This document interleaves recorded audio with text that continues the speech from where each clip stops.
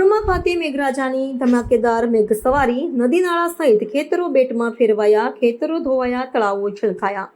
અસહ્ય ગરમીના બાફ બાદ ગત રાત્રિથી સવાર સુધી મેઘરાજાની સવારી આવી પહોંચતા તાલુકાના તળાવો, નદીઓ અને ખેતરો પાણીથી તરબોળ થઈ ગયા હતા અને જ્યાં નજર નાખો ત્યાં પાણી જ જોવા મળી રહ્યું હતું।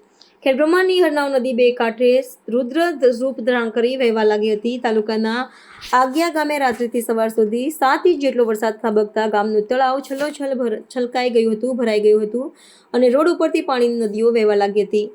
કેટલાક ગામોમાં ખેતરોમાં પાણી ભરાઈ ગયા હતા અને પાક વહેવા લાગતા તણાઈ ગયો હતો, જેનાથી ખેડૂતોને ખેતી પાક નાશ પામ્યો હતો।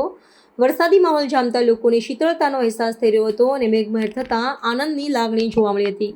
વલ્લભભાઈ, તમારે શું વાયેલું હતું ખેતરમાં?